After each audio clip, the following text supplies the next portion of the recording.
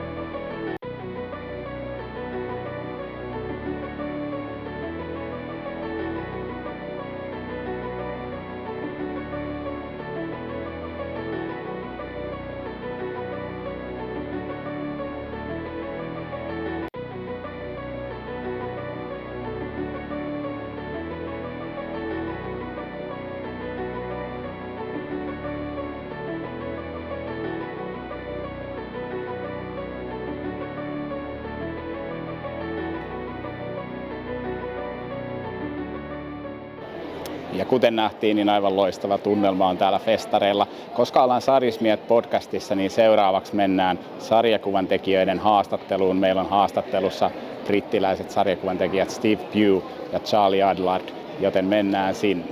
And I'm here with wonderful Steve Pugh. So nice to meet you and have you at Comic Con Finland. Oh, it's great to be here. Thanks for having me and taking an interest. Yeah, thank you. And I'll edit to this video very nice sketch cover that you did for me. It was absolutely fantastic. Oh, no problem. Thank you for asking. Yeah, but I know your work from Preacher and Hitman from the 90s, but how did you end up working in comics? I literally sent some photocopies to First Comics at the same week when their artists needed to be on a different book, so they had a hole in their schedule. Yeah. And they said, can you draw 20 pages in 30 days? And I said, yes, not knowing if I could. And it turned out I was able to. Yeah. But that book was Grimjack, which was written by John Ostrander, who you know from Suicide Squad and stuff. And he recommended me to Karen Berger at Vertigo, and that's how it all started. Yeah. That's a really nice way to... It was pretty lucky. Yeah. Fell on my feet. Yeah, and I think it was a great wave of British artists, like generally also. Yeah, there was a lot of that going on. Yeah, that was a good time. Well, Preacher and Hitman, both written by Garth Ennis. I really enjoyed those stories. How was it to work with Garth Ennis? Oh, crazy! Yeah, he's very professional. I mean, you wouldn't know it from the madness of the comics. Yeah. But he's like really professional. He knows exactly what he wants, and the scripts are really tight. Yeah. So you just sort of follow what he wants, and it turns into a good comic. Yeah. And recently you did Peacemaker Tries Hard miniseries. Was there any extra pressure drawing character that recently had so successful TV show? Or actually, no. I'd enjoyed the TV show so much that it was a fantastic opportunity. I mean, it was very much in the same universe as the TV show. Yeah. Except we had the dog instead of the eagle. I think that was a rights issue or something. And would you like to tell us or tell to our listeners what is Steve Pugh currently working on? I can't tell you because it's not been announced yet. But I'm working really hard on it. I've been working on it for 7 months. Non-disclosure. And I think it's going to be announced at San Diego. But it's going to be an interesting callback to some stuff I did a long time ago. Okay. There's a teaser. Yeah, can't wait. If you would have to pick one comic or one series you've been working on during all your years in comics, what would be your most favorite and why? Well, mainstream, it would probably be Harley Quinn Breaking Glass. Yeah. Because I really enjoyed the script and they let me have my way with the artwork. I did like a full tone, almost full colour artwork. Probably my favourite thing that I've worked on would be Hotwire, which was based on an old story by Warren Ellis, but I rewrote it and re-illustrated it, and Marie edited it over Radical Comics. We did 2 series of that, fully painted science fiction stuff. Really got back to my roots on 2000 AD. Yeah, I'll have to try to find it somewhere. Yeah, it's not easy. Thank you so much, Steve, for taking your time from your busy schedule. And well, thanks for taking an interest. Have a few words with us. Thank you so much. Thanks very much. Kiitos, Steve. Olisin pyytänyt haastatteluun myös legendaarisen sarjakuvavärittäjän ja toimittajan Marie Javinsin, mutta hän ilmoitti, että DC Comics kieltää häneltä tällaiset haastattelut, jota ei ole ennalta sovittu, joten valitettavasti se jää väliin, mutta kysyin Marielta, koska meillä on usein kysytty, että mikä olisi sellainen hyvä paikka hypätä DC-maailmaan, jos sieltä on ollut useita vuosia poissa tai ei ole muuten kauheasti tutustunut, niin vastaus oli aika selkeä ja yksiselitteinen, eli Absolute linja. Joten DC-fanit, sitä kannattaa ehdottomasti käydä tutustumassa. Siellä on monta hyvää uutta lehteä lähtenyt liikkeelle ihan hiljattain. Ja nyt mennään melko pitkään Charlie Adlardin haastatteluun. Charlie totta kai tuttu The Walking Deadistä ja sen jälkeen palataan vielä loppusanoihin. And I'm here with Charlie Adlard. Thank you so much for taking some time to answer to our questions. We talked about it a little while ago. That, did you remember your last visit in Finland? I do, yeah, very much so. And actually it was a lot more recent than I thought. I thought I was here about 10 years ago, but I was told it was more like 2018 or something. But yeah, it was great. Loved it. And in Finland you are of course known for The Walking Dead, but we also did have your X-Files comics in the 90s. Yes. But how did you eventually become like comic book artist back in the days? Back in the days. Well, I've been a professional comic book artist for 30 plus years now, so it's been a while. 2008 was my first professional work. I mean, basically there's no real kind of story to it in terms of no dramatic thing ever happened. It was just me literally schlepping around with a portfolio, and that's what you did in the early 90s, late 80s, early 90s. Just going to as many cons as I could, showing editors my work. And back in the day there were a lot of editors in the old days. So you had a good choice. Nowadays I really don't see how people get in the industry because I know editors just aren't here anymore, and then you have to make a profession, a kind of an appointment and things like that, whereas when I was doing it, you could just rock up to tables and go, "Oh, you're an editor, look at my work." And that was it. And eventually I just got hit pay dirt with the Judge Dredd magazine. I would love to get those days back. Well, sounds great. Same, those halcyon days of when we could all get work and it was well paid and How did you end up working in The Walking Dead? Is there any story behind it? Oh God, my life's so boring. There's no real story. I mean, I used to go to San Diego as well every year, primarily as a networking thing. Because it just made sense to go there and meet as many people as possible. And I was at the time, for want of a better word, a journeyman type artist, just going from project to project, comic book to comic book, getting as much, trying to just keep the career going. And then, because of that, through mutual friends, I met Robert Kirkman a couple of times at various shows. And of course, he was just there, sort of on tables, just trying to sell his independent comics. Yeah. So I kind of got to know him a tiny bit. And then I just got an email out the blue from him way back in the early 2000s, just saying, are you interested in drawing this small zombie comic?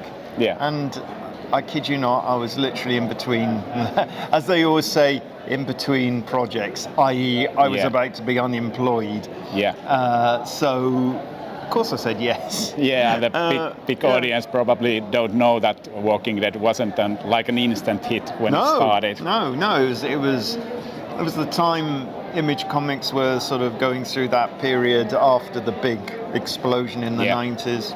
Yeah. Everything was slowed down. They were regarded as very much an indie comics company. You know, nothing really sold. And there were a bunch of just creator-owned comics coming out. No one was really getting paid for them or anything because they weren't selling anything. But Robert did the only carrot Robert could offer me, because as I'm sure you know, I didn't do the first 6 issues. Was he could see a rise in sales on The Walking Dead, so he could actually offer me a small amount of money to do the next issue. So I was interested. I read the script. I realised the script was good. I realised it was all about characters as opposed to just a zombie apocalypse. And so that intrigued me, because I was, I don't sounds slightly disingenuous to say this, but I don't mind zombies, but they've never been my kind of go-to monster, to be honest. So the zombies to me were always a bit of a MacGuffin with the whole, sort of story. And, who would have thought that 16 years later I'd still be doing it? So. When you started to work on the book, did you and Robert have any idea how big Venom it could be? Well, of course not. I mean, everyone, it's kind of weird. Everyone gets asked that question about something successful. And you always say, no, I wasn't aware. I didn't think it'd be this big. Cool. And you don't. I mean, you wish for it to be massive, obviously, but you never think in your wildest dreams that it will get past a certain point. And Walking Dead was one of those rare books or media that literally just exploded and just went, well, when I think back about it, it was just mad. It was madness, utter madness. Who would have, we were already, before it even became a TV series, we were already doing well. We were a successful book by that time, and I was quite happy to continue like that. But look what happened. And when you see on your on TV characters you have created and drawn, how do you feel about it? How do you feel about it when some things, of course, will be changed, adapted on different mediums? It's. I think the way I kind of saw it, or it's funny because I was always, apart from a bit of the cast and crew, I was the only Brit, and I was just working on comic books, so all this stuff's going on in the States, you know, so I never sort of really experienced the explosion as you might have done if I was living over there. I mean, I went on set a few times in the early days, experienced that, which was fun. Did you have any cameo appearances on the show? I was a zombie in the pilot, but you can't see me. I'm just part of the group of zombies that chases Rick when he's on the horse in Atlanta. But I really wanted to do it more for the experience of having the makeup put on and everything and the prosthetics rather than being a zombie. Because when I was a kid, I was fascinated by makeup effects and everything. So it was like a bit of a childhood dream. But apart from that, life didn't really change. I just do my usual 22 pages and a cover a month, and on to the next issue. So and that's what I enjoy doing, and that's how life remained. So really the success was this kind of surreal thing that was happening, halfway across the world. When the Walking Dead comic series ended, was it hard to let go of the characters, or did you feel that it was the right time to let go? Easiest thing in the world. Okay. I think it's because Robert and I had planned the ending 4 years before we decided to before that last issue. I remember emailing Robert, well, literally 4 years prior, saying, I think we really need to talk about an ending. Whether it was in 6 months' time or 5-6 years' time. Let's talk about. I need an end point. And coincidentally, Robert was thinking the same thing. It's weird. He admitted to me later that he was thinking, and he didn't want to talk to me about it, thinking that I might go, we can't finish it. I understand. But he'd got this story arc, and it did have an ending, and it was finite. So he realised he only had this number of issues to do. So it was just the perfect bit of symmetry where we just both agreed to finish it on that particular issue and keep it secret. One last question: is there some dream project you would like to work on that you haven't yet? I am literally, it's quite a cliche, living the dream as we talk, because what The Walking Dead has given me is the ability to do literally what I want to do. So every project I've done since, it's not been based on popularity or how much money I can make. It's just basically based on, do I like the script? Is this worth doing? Let's just do it. And so I think will it fuel me creatively? So I do like to do projects which have a kind of a substance to them.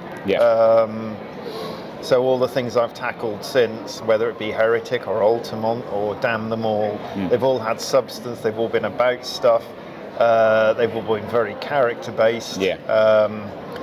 I am talking to a writer at the minute about a project.